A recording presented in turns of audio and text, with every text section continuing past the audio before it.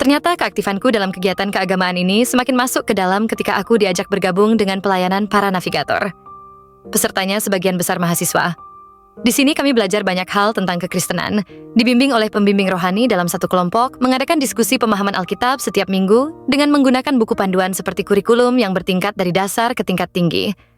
Di sini kami juga diajarkan dan diminta untuk menghafal ayat-ayat Alkitab, dengan diberikan panduan berupa kartu yang berisi ayat untuk dihafalkan, dan setiap minggu harus bertambah ayat yang kami hafal. Akhirnya aku dapat menyelesaikan paket kurikulum dan diminta membimbing anak rohani. Metode pelayanan ini biasa dikenal dengan metode sel, belajar berkelompok, kemudian berkembang dengan masing-masing anggota yang akan memiliki anak-anak lain untuk dibimbing, sehingga orang-orang yang terlibat di dalamnya akan berkembang dan bertambah banyak.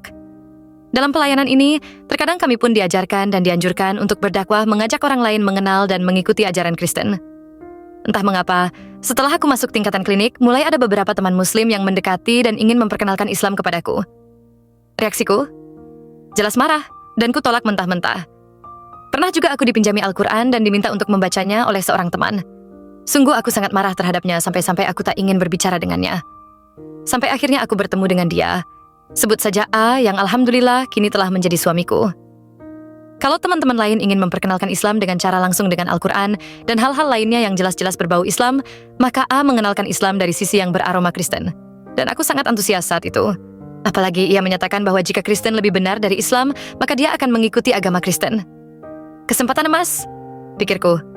A juga banyak bertanya tentang Bible, bahkan ia katakan telah tamat membaca Alkitab Perjanjian Baru sebanyak 3 kali. Aku pikir, orang ini benar-benar tertarik akan agama Kristen. Aku saja belum pernah membaca dari awal hingga akhir kitab tersebut secara berurutan.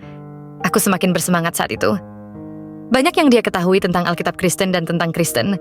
Ternyata sejak kecil ia bersekolah di sekolah Katolik dan mempelajari agama Katolik serta sejarahnya, dan ketika ia kuliah di UGM, ia juga terkadang berkunjung ke toko buku Kristen untuk membaca.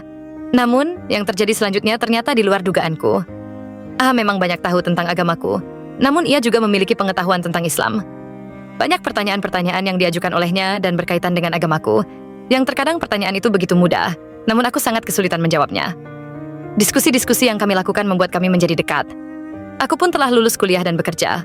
Begitu pula A, hanya saja dia bekerja di Jakarta. Namun kami masih terus melanjutkan diskusi tentang agama Kristen yang telah kami lakukan sebelumnya.